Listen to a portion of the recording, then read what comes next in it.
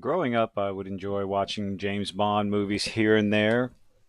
I enjoyed some of the more recent ones as well. Casino Royale was pretty darn good. James Craig did an okay job, I think.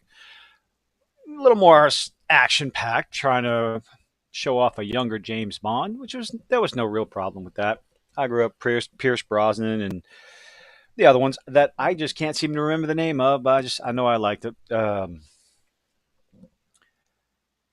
The modern James Bond has taken a different twist that some people it seems to be following a different path that some of the fans of the book series and the older movies don't seem to like, and this Bounding into Comics article talks about it. James Bond franchise producers say future films will further explore Super Spy's emotional side. Bond is evolving just as men are evolving. Because when we go to see a James Bond movie, we want to see him tackle his emotional side because that's why we like James Bond. This absolute you've lost the plot. If you think that people are going to see a James Bond movie for his emotional side, you have completely lost the plot. The half sibling production team, they talked about that the emotional and vulnerable side in his last outing, No Time to Die, was less of a one off look into a seldom seen aspect of the character and more of a preview of the franchise's future to come. The reason why it was seldom seen aspect is because no one was interested in it. They want to see James Bond, 007 super spy, getting into silly, unrealistic predicaments and using his super gadgets and unrealistic gadgets to get out of those and defeating the unrealistic supervillain. Nobody wants to see realism in a James Bond movie. It's future tech in modern day. It's a shoe as a boomerang, a hat as a weapon that can cut you in half, a, a, a bomb in a pen, ridiculous things like that. That's what they want to see. Part of the article is asked by entertainment trade news outlets if they had yet to make any progress on finding Daniel Craig's successor for the franchise's eponymous, whatever, role. The pair began by briefly touching on the potential casting of Idris Elba, which I wouldn't mind. I think if you actually want to stick to the source material, which they don't, nobody in Hollywood wants to stick to the source material, you would have Idris Elba as a different double out spy.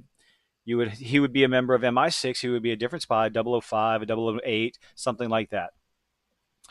Um, but apparently, yeah, daunting commitment for any actor. Quote, the thing is, it's going to be a couple of years off. So, right off the bat, 2 years. Idris Elba is not a young man. And when we cast Bond, it's a 10 to 12-year commitment because, of course, you want multiple movies. He was in his early 30s at the time. Oh, that's when Daniel Craig wanted to do it. Daniel Craig was in his early 30s. Brother sister duo then admitted that only does the what?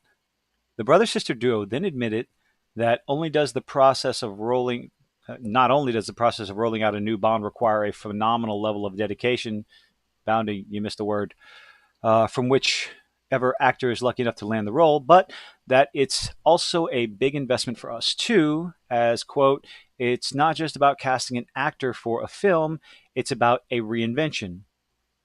Why? Why does it have to be a reinvention? What purpose does that serve? Spy, love interest, action, spy shit. That's it. What is there to reinvent? We have to ask ourselves, where are we taking it? Spy stuff. What do we want to do with the character? He's going to have a one night stand, probably with a woman who works for the bad guy. He's going to defeat the bad guy. Happy ending. Rinse and repeat. Almost every other James Bond movie has pretty much had the same plot. James Bond, bad guy, woman that works for the bad guy, they have sex. James Bond beats the bad guy in some extravagant manner. Big explosion, James Bond wins. Ta da! And every single movie has been popular. Oh, almost every single movie has been popular. And once we figured it out, who's the right person? Now that'll be important, of course. But if you get a decent enough actor, then you just need writing. You just need good writing. However, it seems this next incarnation of Bond will be far from a complete reinvention of the character, as Variety writes that Broccoli confirmed to them that the humanizing of the once womanizing spy and the ensuring of more fulfilling meteor roles for the female stars of the franchise. Okay, so they want to humanize James Bond, the once womanizing spy. Okay, they want meteor roles for the female stars. Okay.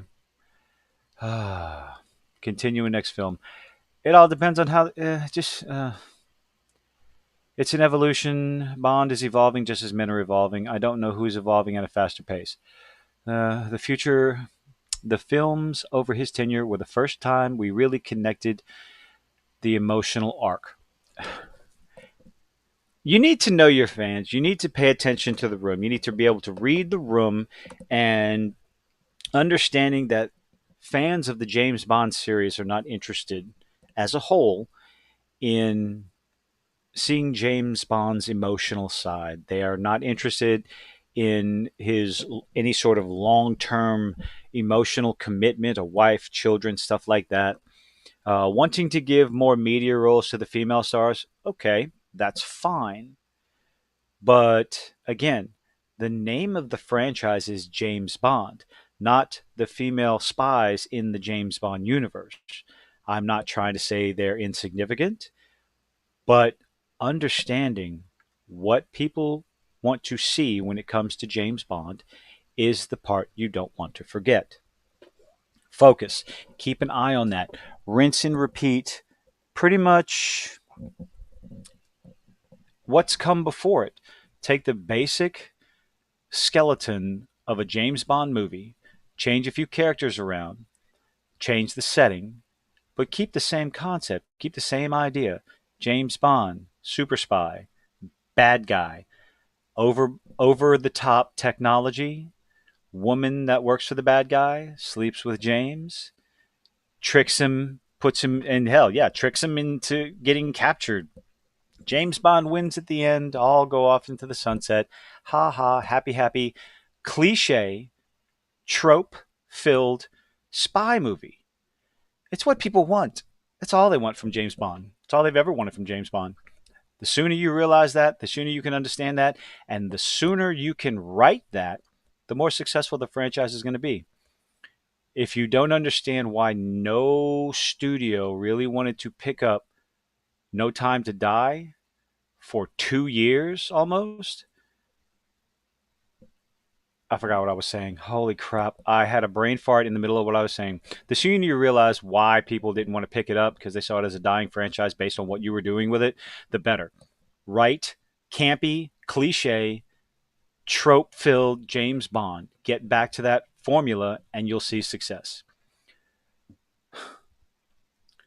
Have a good one, everybody. If you made it this far, I congratulate you for listening to my rambling tangent forgetfulness. If you like what I have to talk about, leave a like, slide me a sub. If you didn't like it, leave a dislike. Let me know what you thought in the comments. I got to get out of here because my brain's falling out of my ear. Good night.